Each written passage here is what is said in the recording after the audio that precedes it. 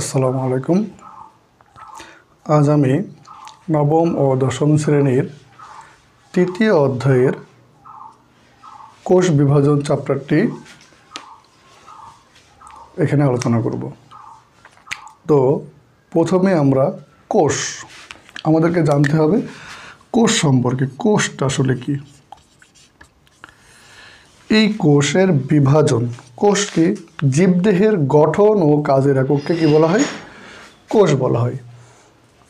কোষের মূল উপাদানই প্রোটোপ্লাজম এবং কোষের আরেকটি সবচেয়ে গুরুত্বপূর্ণ উপাদান হচ্ছে নিউক্লিয়াস। নিউক্লিয়াসের ভিতরে সবচেয়ে গুরুত্বপূর্ণ উপাদানটি হচ্ছে ক্রোমোজোম।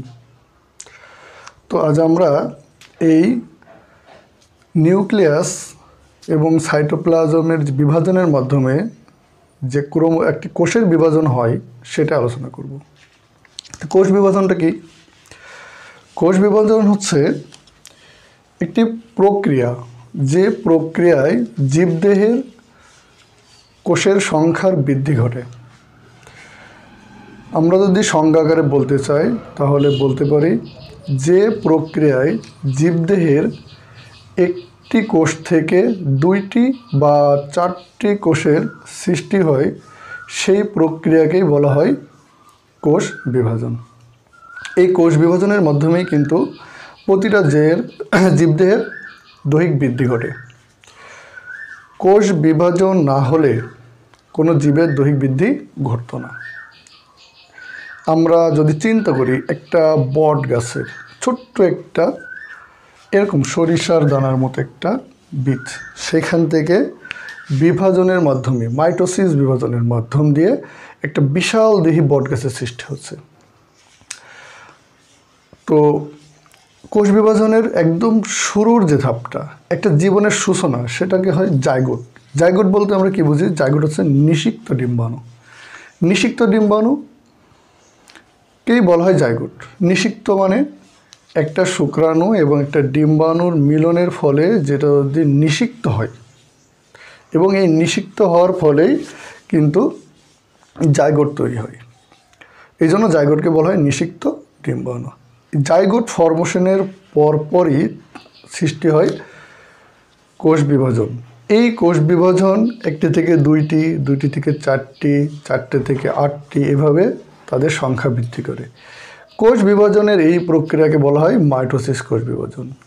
আর একটু আগে যে বললাম শুক্রাণু এবং ডিম্বাণু, এই যে শুক্রাণু এবং ডিম্বাণুটা হচ্ছে পুং গ্যামেটোফাইট আর স্থূল গ্যামেটোফাইটের দুটো কোষ।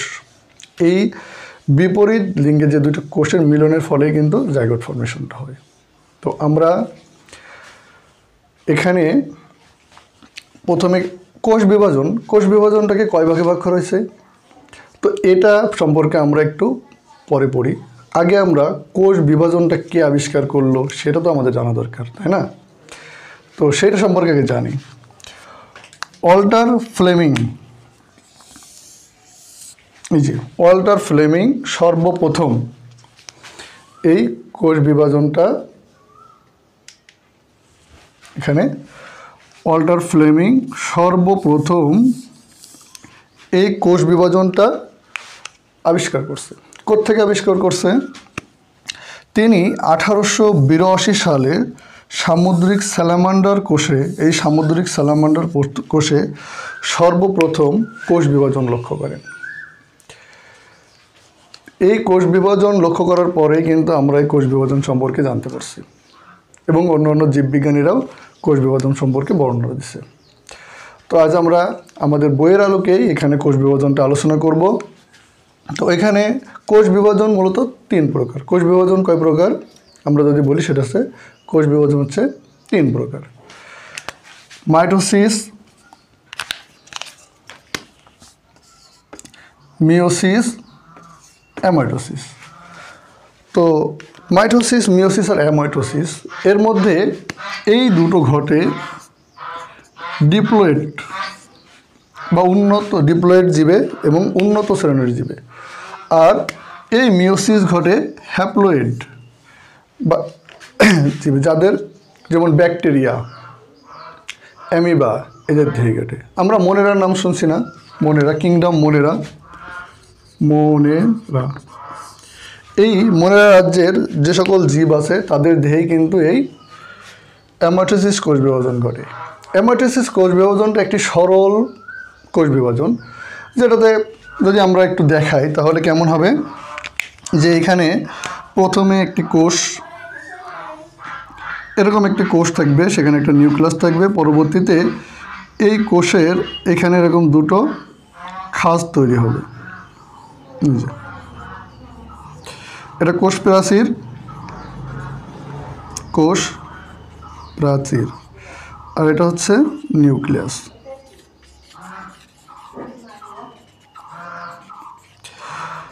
তো প্রথম কোষ প্রাচীরে এরকম একটা খাঁজের তৈরি হয়, পরবর্তীতে এই খাঁজটা বৃদ্ধিপ্রাপ্ত হয়ে এখানে দুটো অপত্য কোষের সৃষ্টি করে। এই যে দুটো অপত্য কোষ এটা হচ্ছে মাতৃকোষ। তো একটি মাতৃকোষ থেকে খুব সহজ একটি প্রসেসে, কোনো জটিল প্রক্রিয়া ছাড়াই দুটো অপত্য কোষের সৃষ্টি হয়েছে। এই কোষ বিভাজনটা ঘটে নিম্ন শ্রেণীর জীব বা মোনেরা রাজ্যের যে সকল এককোষী জীব আছে তাদের দেহে। কিন্তু উন্নত শ্রেণীর জীব বা ডিপ্লয়েড যে সকল জীব আছে, যেমন মানুষ বা আমরা যারা উন্নত শ্রেণীর আছে, তাদের দেহে কিন্তু এই দুটো ঘটে, মাইটোসিস আর মিওসিস। এই মাইটোসিস কোষ বিভাজন কাকে বলে? এই মাইটোসিসকে কোষ বিভাজন বলে সমীকরণিক বিভাজন বা বৃদ্ধি পর্যায়ে কোষ বিভাজনের বৃদ্ধি পর্যায়ে। তো এই কোষ বিভাজনটার যদি আমরা সংজ্ঞা আকারে বলতে চাই তাহলে কীভাবে বলবো, যে মাইটোসিস কোষ বিভাজন হচ্ছে একটি প্রক্রিয়া, যে প্রক্রিয়ায় নিউক্লিয়াস একবার এবং ক্রোমোজোম একবার বিভাজিত হয়ে দুটি অপত্য কোষের সৃষ্টি করে। তাহলে নিউক্লিয়াসও একবার বিভাজিত হবে, ক্রোমোজোমও একবার বিভাজিত হবে, হয়ে দুটি নতুন অপত্য কোষের সৃষ্টি করবে। অপত্য কোষকে ইংরেজিতে বলা হয় ডটার সেল বা মাতৃকোষ। আর এখানে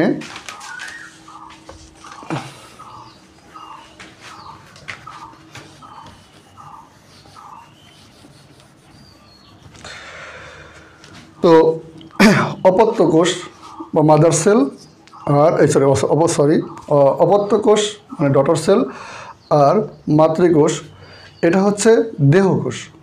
আমাদের মাইটোসিস কোষ বিভাজনটা মূলত দেহকোষেই ঘটে, আর মিওসিস কোষ বিভাজনটা ঘটে জনন কোষে। পুং জনন কোষ এবং স্ত্রী জনন কোষে যে কোষ বিভাজনটা হয় সেটা হচ্ছে মিওসিস কোষ বিভাজন। আর মাইটোসিস কোষ বিভাজনটা মূলত আমাদের দৈহিক বৃদ্ধিটাই ঘটায়, অর্থাৎ দেহকোষেই ঘটে। তো সোমাটিক সেল, দেহকোষকেই বলা হয় সোমাটিক সেল। তো এই মাইটোসিস কোষ বিভাজনটাকে আমরা যদি সংজ্ঞাকারে বলতে চাই তাহলে তো বললামই যে মাইটোসিস কোষ বিভাজন এমন একটি প্রক্রিয়া, যে প্রক্রিয়ায় একটি মাতৃকোষ এর নিউক্লিয়াস ও ক্রোমোজোম একবার বিভাজিত হয়ে দুটি নতুন অপত্য কোষের সৃষ্টি করে, তাকে মাইটোসিস কোষ বিভাজন। মাইটোসিস কোষ বিভাজনের সবচেয়ে গুরুত্বপূর্ণ কথা হচ্ছে এটা যে মাতৃকোষের গুণাগুণ এবং অপত্য কোষের গুণাগুণ একদমই সেম থাকে। কারণ এখানে যদিও নতুন কোষের সৃষ্টি হয়, এই নতুন অপত্য কোষে ক্রোমোজোম সংখ্যা এবং মাতৃকোষের ক্রোমোজোম সংখ্যা সমান থাকে।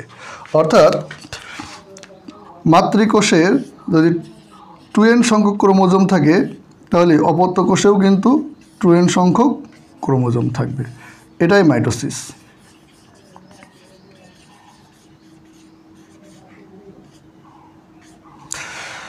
তো এই কারণে মাইটোসিস কোষ বিভাজনকে সমীকরণিক কোষ বিভাজন বলা হয়।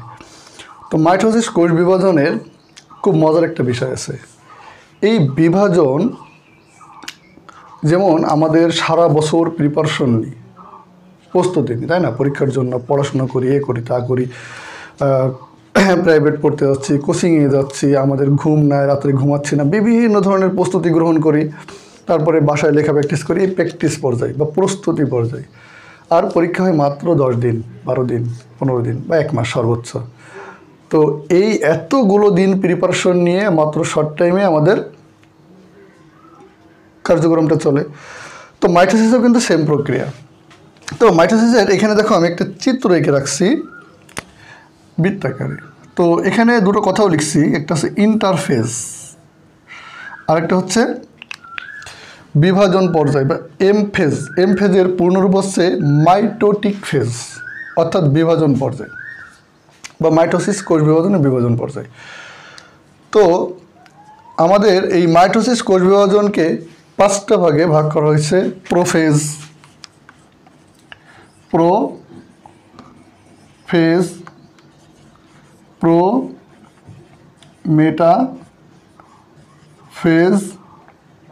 মেটাফেজ, অ্যানাফেজ,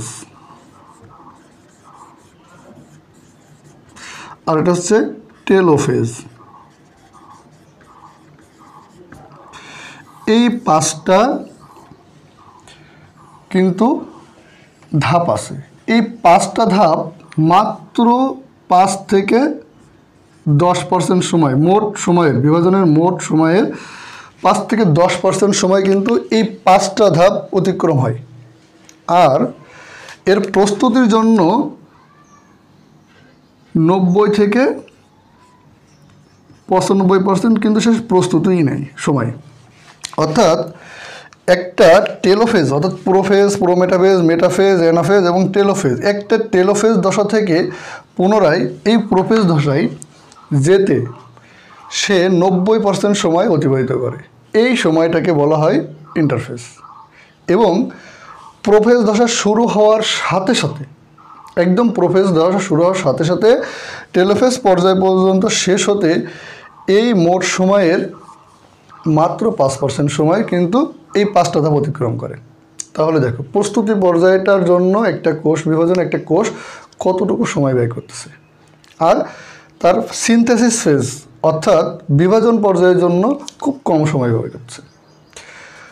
তো এখন আমরা এই মাইটোটিক ফেজকে যদি আমরা ভাগ করি, দেখো এখানে এই 5% সময়টাতে প্রোফেজ, এটাকে যদি একটা হিসেবে প্রোফেজ, প্রোমেটাফেজ, মেটাফেজ, অ্যানাফেজ আর টেলোফেজ, এই যে এটা 1 নম্বর। এই যে 1, 2, 3, 4, 5, এই যে 5টা পর্যায়। Prophase, metaphase, anaphase, metaphase, anaphase আর টেলোফেজ। এই 5টা পর্যায়ের জন্য মাত্র 5 থেকে 10% সময় সে ব্যয় করে। তো এই প্রস্তুতি পর্যায়কে আবার 3টা ভাগে ভাগ করা হয়েছে। Gap phase 1, synthesis phase, gap phase 2, আর পুনরায় এই যে প্রোমেটাফেজ, আর এখানে হচ্ছে মেটাফেজ। তাহলে একটা মেটাফেজ দশা শেষ হওয়ার টেলোফেজ, এই টেলোফেজ দশা শেষ হওয়ার সাথে সাথে আবার পুনরায় মেটাফেজ দশায় আসতে তার এই কোষ বিভাজনের যে মোট সময় লাগছে, এই মোট সময়ের 90% বা 95% সময় কিন্তু সে প্রস্তুতি নিতেই ব্যয় করে ফেলছে, বাদ বাকি সময়টুকু সে বিরত হচ্ছে। তো এখন আমরা প্রোফেজ, এই 5টা ধাপ সম্পর্কে জানব। প্রোফেজ দশায় আগে ধারণা করা হতো একটা নিউক্লিয়াস, এই যে একটা কোষ, এটা হচ্ছে একটা কোষ, এটা উদ্ভিদ কোষের চিত্র আঁকানোর চেষ্টা করছি। তো যদি আমরা একটা উদ্ভিদ কোষ থেকে দেখি এভাবে, এই উদ্ভিদ কোষের ভিতরে একটা নিউক্লিয়াস, এইটা হচ্ছে নিউক্লিওলাস, আর হচ্ছে এখানে একটা কি ক্রোমোজোম, এটাকে বলা হয় কি নিউক্লিওলাস, এটা হচ্ছে ক্রোমোজোম। তো আগে ধারণা করা হতো যে নিউক্লিয়াসগুলো, একটি কোষের নিউক্লিয়াসগুলো কি প্রথমে জল বিয়োজন শুরু করে এবং এই ক্রোমোজোমগুলো সর্বাধিক মোটা ও খাটো হয় এবং স্পষ্ট হয়। কিন্তু পরবর্তীতে গবেষণায় দেখা গেছে যে এই পানি বিয়োজন বা পানির যোজনের সাথে এই কোষ বিভাজনের বা প্রোফেজ দশার কোনো সম্পর্ক নেই। একটা জটিল প্রক্রিয়ার মাধ্যমেই কিন্তু এই প্রোফেজ দশা শুরু হয় এবং এই পর্যায়ে ক্রোমোজোমগুলো সবচেয়ে মোটা এবং খাটো হয় এবং স্পষ্ট হয় এবং নিউক্লিওলাসটাও কিন্তু স্পষ্ট হয়। এবং এই যে ক্রোমাটিড তন্তুগুলো, যে ক্রোমোজোমের ভিতরে যে সূত্রাকার, একটি নিউক্লিয়াসের ক্রোমোজোমের ভিতরে যে সূত্রাকার বস্তু থাকে, ক্রোমোজোমের ভিতরে সেই সূত্রাকার বস্তুটাকে বলা হয় কি আমরা ক্রোমোজোম বলতেছি, সেখান থেকে যে অংশটা কেটে পাচ্ছে। তো তো এই পর্যায় শেষ হওয়ার সাথে সাথে প্রোমেটাফেজ দশা শুরু হয়। এই ধাপে কোষের ভিতরে যে স্পিন্ডল জন্তু থাকে না, তোমার কোষের ভিতরে যে ইয়েগুলো থাকে,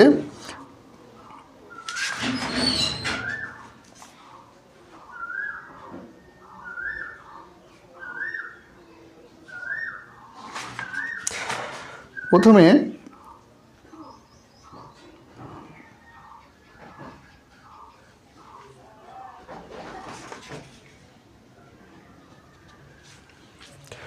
কোষের ভিতরে সেন্ট্রিওল থাকে, সেন্ট্রিওল থেকে কিন্তু এই যে একটা স্পিন্ডল যন্ত্র, এই প্রোটাই কিন্তু স্পিন্ডল যন্ত্র। এই স্পিন্ডল যন্ত্রের এই দুই প্রান্তকে বলা হয় মেরু, এটাকে বলা হচ্ছে মেরু অঞ্চল, এটাও কিন্তু মেরু অঞ্চল। আর এই মাঝ বরাবর যে অঞ্চলটা, এটাকে বলা হয় বিষুবীয় অঞ্চল। আর এই স্পিন্ডল যন্ত্রের পুরো বডিটাই কিন্তু স্পিন্ডল যন্ত্র। এই যে পুরো স্টার রে থেকে শুরু করে এই যে দুইটা মেরু এবং বিষুবীয় অঞ্চল বা ইকুয়েটর অঞ্চল, ঠিক আছে, এটাকে কিন্তু পুরোটাকেই বলছি আমরা স্পিন্ডল যন্ত্র। আর স্পিন্ডল যন্ত্রের এই যে এক একটা সুতো, এই যে সুতার মতো এক মেরু থেকে অপর মেরু পর্যন্ত গেছে, এইটাকে আমরা বলতেছি স্টার রে না, এটাকে বলতেছি আমরা ট্র্যাকশন তন্তু। এটাকে বলছি কি ট্র্যাকশন তন্তু। এই এক মেরু থেকে অপর মেরু পর্যন্ত যেটা গেছে, এটাকে আমরা বলছি ট্র্যাকশন তন্তু বা আকর্ষণ তন্তু বলা হয় এটাকে। কারণ এটার সাথে এই ক্রোমোজোমগুলো কিন্তু লেগে থাকে এইভাবে, এক একটা ট্র্যাকশন তন্তুর সাথে কিন্তু এটা লেগে থাকে এইভাবে। এই সেন্ট্রোমিয়ার কিন্তু এই ক্রোমোজোমকে এই ট্র্যাকশন তন্তুর সাথে কিন্তু এইভাবে আটকায় রাখে। আর স্পিন্ডল যন্ত্র প্রাণীকোষে কিছু অ্যাস্টার রে তৈরি হয়, প্রাণীকোষে এরকম কিছু অ্যাস্টার রে তৈরি হয়। আমরা যদি বইটা দেখি, একটু খেয়াল করি, আমাদের কাছে একটা বই আছে, বইটা যদি আমরা একটু খেয়াল করি, একটু সুন্দর করে দেখি, এই যে প্রাণীকোষে কিছু অ্যাস্টার রে তৈরি হয়। এই যে এইখানে কিন্তু সুন্দর করে দেখা যাচ্ছে অ্যাস্টার রে, এটা কিন্তু শুধু প্রাণীকোষে, কারণ প্রাণীকোষে সেন্ট্রিওল থাকে, এটা হচ্ছে প্রাণীকোষের একটা অনন্য বৈশিষ্ট্য। কিন্তু উদ্ভিদ কোষে কোনো সেন্ট্রিওল না থাকার কারণে উদ্ভিদ কোষে কিন্তু আমরা কোনো সেন্ট্রিওল দেখতেছি না, ঠিক আছে। তো এখানে যদি আমরা একটু একটা চিত্র দেখি, দেখো এখানে যে নিউক্লিয়াসের ভিতরে নিউক্লিওলাসটা স্পষ্ট হচ্ছে এবং অ্যাস্টার রে দেখো, সে প্রাণীকোষে প্রত্যেকটা প্রাণীকোষে কিন্তু এই যে সেন্ট্রিওল থেকে অ্যাস্টার রে তৈরি হচ্ছে, কিন্তু উদ্ভিদ কোষে কিন্তু অ্যাস্টার রে তৈরি হয় না। তাহলে আমরা প্রোফেজ দেখলাম, প্রোমেটাফেজ দেখলাম, এবং প্রোমেটাফেজে কী দেখলাম, যে এইখানটাতে যে নিউক্লিয়াস আমাদের ট্র্যাকশন তন্তু আছে, সেখানে কিন্তু আমাদের এই ক্রোমোজোমে যে অ্যাস্টার রেগুলো আছে, ক্রোমোজোমে যে সেন্ট্রিওলগুলো আছে, সেন্ট্রিওলগুলো এই ট্র্যাকশন তন্তুর সাথে লেগে থাকবে। পরবর্তীতে এই ধাপের শেষেই মেটাফেজ ধাপের শুরু হয়। এই মেটাফেজ ধাপের অনন্য বৈশিষ্ট্য হলো, এই ধাপে এসে এই যে নিউক্লিয়ার মেমব্রেনটা সম্পূর্ণরূপে বিলুপ্ত হয়, সম্পূর্ণরূপে বিলুপ্তি ঘটবে, এবং ক্রোমোজোমগুলো এই বিষুবীয় অঞ্চলে এসে অবস্থান করবে। ক্রোমোজোমগুলো এসে এখানে এই যে বিষুবীয় অঞ্চলে অবস্থান করবে, একদম বিষুবীয় অঞ্চল বরাবর অবস্থান করবে ক্রোমোজোমগুলো। তো এখানে আমরা দেখলাম যে বিষুবীয় অঞ্চলগুলোতেই কিন্তু ক্রোমোজোমগুলো অবস্থান করছে, এটা হচ্ছে বিষুবীয় অঞ্চল।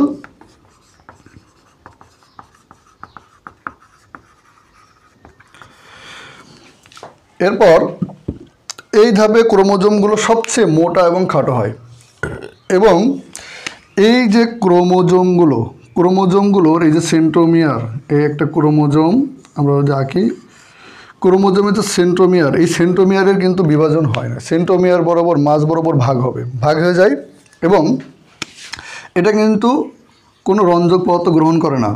আর এখানে কিছু সূত্রক আছে যেটা কিন্তু রঞ্জক পদার্থ গ্রহণ করে। তো এই বিষুবীয় অঞ্চলে আসে এবং মেটাফেজ ধাপে ঠিক মাঝ বরাবর বিভক্ত হয়ে যায়, সেন্ট্রোমিয়ারও বিভাজিত হয়ে যায়, এবং ঠিক মাঝ বরাবর বিভাজিত হয়ে যায় দুটো আলাদা ক্রোমাটিড তন্তু তৈরি করে। তো এখানে কি হয়, এবার সেন্ট্রোমিয়ার অগ্রগামী কোন দিকে, এই যে এইদিকে, আর এই যে বিভাজিত হয়েছিল আবার এই দিকে, এই দিকে, অর্থাৎ তারা এই দুই মেরুর দিকে, মেরু অ্যানাফেজ ধাপে এসে ক্রোমোজোমগুলো কী করে, দুই মেরুর দিকে ধাপিত হয়, দুই মেরুর দিকে ধাপিত হবে, এই যে এইখান থেকে, এই যে, তাহলে সেন্ট্রোমিয়ার অগ্রগামী আর বাহুগুলো অনুগামী, অর্থাৎ সেন্ট্রোমিয়ার আগে আগে যাবে আর বাহুগুলো পরে যাবে। একটা জিনিস খেয়াল করছো যে এইখানে সেন্ট্রোমিয়ারগুলো কিন্তু ওই যে ক্রোমাটিডের দুইটা কিন্তু বাহু ছিল, অর্থাৎ দুই ভাগে বিভক্ত হয়ে গেছে, কিন্তু হয়ে যায় কিন্তু একটা সেন্ট্রোমিয়ার অগ্রগামী আর বাহুগুলো সবগুলো কি অনুগামী হয়েছে, অর্থাৎ দুই মেরুর দিকে যাত্রা শুরু করবে।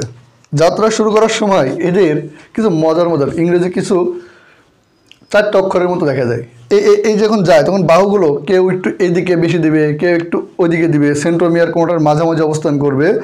তো এটা 4টা ইংলিশ লেটারের মতো আকৃতি ধারণ করে, ভি, এল, জে এবং আই, ভি, এল, জে এবং আই। একটু আমি এটা মুছে দিলাম। তো এখানে এই ধাপে ভি, এল, জে আর আই, অর্থাৎ তখন সেন্ট্রোমিয়ারটা ঠিক মাঝ বরাবর থাকে, অর্থাৎ মেটাসেন্ট্রিক, মেটা মধ্য, সাব মেটাসেন্ট্রিক, অর্থাৎ একটু একটা সাইডে দুই বাহুর সমান সমান না হয়, এটা কিন্তু দুটো বাহুই সমান, কিন্তু এটার একটা বাহু সমান, একটা বাহু একটু খাটো, এবং তাই জন্য বলছে সাব মেটাসেন্ট্রিক, এটাকে বলা হয় কি সাব মেটাসেন্ট্রিক। আর এটা প্রায় একটু একদম একটা অনেক বড় আর একটা ছোট এরকম জায়গায় আসে, তখন এটাকে বলা হয় জের মতো দেখা যায়, ইংলিশ জে, অর্থাৎ এক্সোসেন্ট্রিক। আর এটা একদম প্রায় প্রান্তে কিন্তু এই সেন্ট্রোমিয়ার। তাহলে সেন্ট্রোমিয়ারের অবস্থান অনুসারে আমরা এটা কি দেখলাম, সেন্ট্রোমিয়ারের অবস্থান অনুসারে এই ক্রোমোজোমকে আমরা যখন অ্যানাফেজ দশায় যে ক্রোমোজোমগুলো আমরা দেখি, এই অ্যানাফেজ দশার ক্রোমোজোমগুলো আমরা 4টা ভাগে ভাগ করতে পারি এদের গঠন অনুসারে। সেন্ট্রোমিয়ারের অবস্থান অনুসারে আমরা এই ক্রোমোজোমগুলো 4টা আকৃতি ধারণ করে, সেই আকৃতিগুলো হচ্ছে ভি, এল, জে এবং আই। আর এবং এটাকে যদি আমরা বলতে চাই তাহলে মেটাসেন্ট্রিক, সাবমেটাসেন্ট্রিক, এক্সোসেন্ট্রিক এবং টেলোসেন্ট্রিক। এবার আসবো আমরা যখন দেখো দুই পাশেই চলে যাচ্ছে, তখন এই পাশ থেকে আর এই পাশ থেকে অ্যানাফেজ ধাপের সমাপ্তি ঘটে এবং টেলোফেজ ধাপের শুরু হয়। তো টেলোফেজ ধাপে কী হয়, টেলোফেজ ধাপ একদম এই প্রোফেজ ধাপের বিপরীত একটা ধাপ, অর্থাৎ এই ধাপে পুনরায় কি হয়, নিউক্লিওলাসের এই যে নিউক্লিওলাস, ওই যেটা এখানে বিলুপ্ত হয়ে গেছিলো সম্পূর্ণরূপে, মেটাফেজ ধাপে সম্পূর্ণরূপে কিন্তু বিলুপ্ত হয়েছিল, এখানেও কিছু সময় দেখা যায় কিন্তু এটা বিলুপ্ত হয়ে গেছিলো। এই নিউক্লিয়াসের পুনরায় আবির্ভাব হবে। ওই যে আগে ধারণা করা হতো পুনরায় পানি যোজন করে, এটা পানি বিয়োজন করে, কিন্তু এখন তো আর এই ধারণাটা নাই। এখন কি হয়, একটা জটিল প্রসেসে এই ক্রোমোজোমগুলো পুনরায় কি মোটা থেকে আবার সরুতে হয় এবং দৃষ্টিগোচর হয়ে যায়, অর্থাৎ দৃষ্টিগোচর হয়, ক্রোমোজোমগুলো লম্বা হয়, প্রশস্ত হয় এবং দুটি আলাদা কোষের সৃষ্টি করে। এবং এই ধাপের শেষের দিকেই কিন্তু আমরা দুটো নতুন অপত্য কোষ দেখতে পাবো, সেই অপত্য কোষটা হচ্ছে একদম নতুন নিউক্লিয়াস, দুটো উদ্ভিদ কোষ। যদি আমরা দেখি এখানে আমি একটু চিত্র সুন্দর রাখতে পারি না, এই জন্য তো এখানে পুনরায় নিউক্লিওলাসের আবির্ভাব ঘটবে, ক্রোমোজোমের সূত্র আকার ধারণ করবে এবং কি ক্রোমোজোমগুলো স্পষ্ট হবে। এবং এই মাতৃকোষের এই দুটো যে অপত্য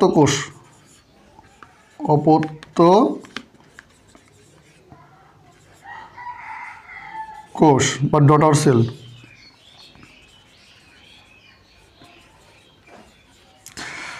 এই ডটার সেল একদম মাতৃকোষের হুবহু সমগুণ সম্পন্ন হবে। এই জন্য এই কোষ বিভাজনকে সমীকরণিক কোষ বিভাজনও বলা হয়। তো আমাদের মাইটোসিসের যে গুরুত্বটা আছে এবং মিওসিস কোষ বিভাজন সম্পর্কে বিস্তারিত আমরা পরবর্তী ক্লাসে দেখব ইনশাল্লাহ। আজ এ পর্যন্তই। আর একটি কথা, সেটা হচ্ছে আমরা যখন পড়বো, যা আমরা যখন ক্লাস করব, ভিডিও ক্লাস দেখব বা আমরা অনলাইনে বা অফলাইনে যে ক্লাসগুলোই দেখি না কেন, আমাদের সাথে যেন বইটা থাকে। এবং বইয়ে আমি একটু কয়েকটা জায়গায় দেখাতে চাই যে এই যে চিত্রগুলো, এই চিত্রগুলো আঁকতে হবে এবং খুবই গুরুত্বপূর্ণ। আমরা যখন এই যে অ্যানাফেজ দশার যে আকৃতিগুলো দেখছিলাম, এগুলো একটু দেখি। এই যে VLJI এবং দেখো এখানে আমি আবারও বলছি কিন্তু যে সেন্ট্রিউলের কারণে কিন্তু এই সেন্ট্রিউলের কারণে কিন্তু প্রাণীকোষ বিভাজনের সময় স্টার রে তৈরি হয় মেরুতে, কিন্তু উদ্ভিদ কোষে কিন্তু স্টার রে তৈরি হয় না। এটা মনে রাখবা, এটা কিন্তু এমসিকিউর জন্য খুবই গুরুত্বপূর্ণ। আর অ্যানাফেজ দশাটা তো প্রায় পরীক্ষা আসে, দেখাই যায়। আর প্রোফেজ, প্রোমেটাফেজ, মেটাফেজ, অ্যানাফেজ আর টেলোফেজ, এই যে ধাপ, আমরা যদি একটু পড়ার সময় এই বইগুলো দেখি, এখানে একটু চিত্র দিয়ে দেখানোর চেষ্টা করছে যে কেমন কেমন গঠন করে। তো আমরা বইটা একটু পাশে রাখবো। দ্বিতীয়ত, আমরা এই প্রোফেজ, প্রোমেটাফেজ, মেটাফেজ, অ্যানাফেজ এবং টেলোফেজ, এই 5টা পর্যায় সুন্দর করে মনে রাখার জন্য এবং সিরিয়ালি মনে রাখতে হবে। কারণ এগুলো কিন্তু একটা আগে উল্টোপাল্টা করে আমরা মুখস্থ করলে কিন্তু হবে না, কারণ এগুলো একটা ধারাবাহিক প্রক্রিয়া। প্রোফেজের পরে কিন্তু মেটাফেজ ঘটে, মেটাফেজের পরে মেটাফেজ, তারপরে অ্যানাফেজ, টেলোফেজ। তো এখানে একটা জিনিস খেয়াল করছো যে প্রোফেজের এই পরবর্তী ধাপে এসে এখানে মেটা যোগ হয়েছে, আর এই মেটা যোগ হয়ে পরবর্তী ধাপে এসে কিন্তু এই পুরোরে আউট করে দিছে, দিয়ে মেটাফেজ হয়েছে। তারপরে এনাফেজ এবং টেলোফেজ। লেজ, তাই না? এই লেজ কোথায় থাকে? পিছনে থাকে। অর্থাৎ টেলোফেজ সবসময় একদম শেষ ধাপ। এই 5টা ধাপের টেল মানে লেজ তো সবার শেষে, তাই না? তো সেই জন্য টেলোফেজ তো সবার পিছনে থাকবে। তো টেলোফেজ সর্বশেষ ধাপ। প্রোফেজ, আর প্রো মানে কি? প্রাথমিক বা শুরু ধরা যায়, ঠিক আছে? প্রাথমিক বা শুরু, তাহলে প্রোফেজ সবার শেষে। তাহলে আমরা একটুখানি মনে রাখবো এইভাবে, প্রোফেজ, তারপরে মেটাটা প্রো আর ফেজের মাঝখানে চলে আসবে প্রোমেটাফেজ, আর মেটাফেজ এসে পরবর্তী ধাপে কি পুরোকে আউট করে দিবে, দিয়ে মেটাফেজ, তারপরে এনাফেজ, তারপরে টেলোফেজ। এইভাবে আমরা খুব সুন্দর করে মনে রাখবো। আর মাইটোসিসের গুরুত্ব তো অনেক বেশি, কারণ এটা আমাদের দৈহিক বৃদ্ধি ঘটায়।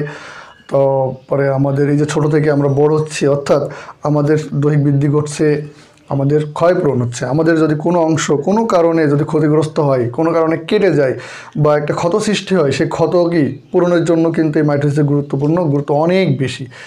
তারপরে আমাদের আরও কিছু ধাপ আছে যেগুলো আমরা পরবর্তী ক্লাসে দেখব। এবং মিওসিস তো আরও মজার বিষয়, যে মিওসিসটা আমাদেরকে পরবর্তী ক্লাসে জানতে হবে, এবং আমি খুব চেষ্টা করব যে আরও সুন্দর করে তোমাদের কাছে তুলে ধরার। তো আজ এ পর্যন্ত। সবাই ভালো থাকো, সুস্থ থাকো, এবং মূল বইটা খুব সুন্দর করে, আমি কিন্তু বারবার বলি যে মূল বইয়ের বিকল্প নাই। এই ক্লাসগুলো জাস্ট একটু ধারণা নিয়ে আমাদের মূল বইটা ভালো করে পড়লে ইনশাল্লাহ যে কেউ পরীক্ষায় ভালো রেজাল্ট করতে পারবে। আর সায়েন্স তো মজার বিষয়, যে যত বেশি পড়বে সে তত বেশি জানতে পারবে। এবং এইটা একটা প্র্যাকটিক্যাল, যে এখানে কোনো থিওরিকারকে, আমরা বিজ্ঞান এমন একটা বিষয় যে পরীক্ষালব্ধ প্রমাণ ছাড়া কোনো কাজই করে না। তা আমরা যারা বিজ্ঞানের স্টুডেন্ট, আমরা সায়েন্স পড়তেছি, আমাদের সবাই ডাক্তার, ইঞ্জিনিয়ার হওয়ার ইচ্ছা। যাদের মেডিকেল সায়েন্সের দিকে আসার মানে ইচ্ছা, তাদের তো জীববিজ্ঞান নিয়ে একদম পুঙ্খানুপুঙ্খ প্রত্যেকটা লাইন পড়তে হবে, কোনো গ্যাপ দেওয়ার কোনো স্কোপ নাই। তো সবাই ভালো থেকো, সুস্থ থেকো, সবার সুস্বাস্থ্য কামনা করছি। আজকে এই পর্যন্তই। আসসালামু আলাইকুম।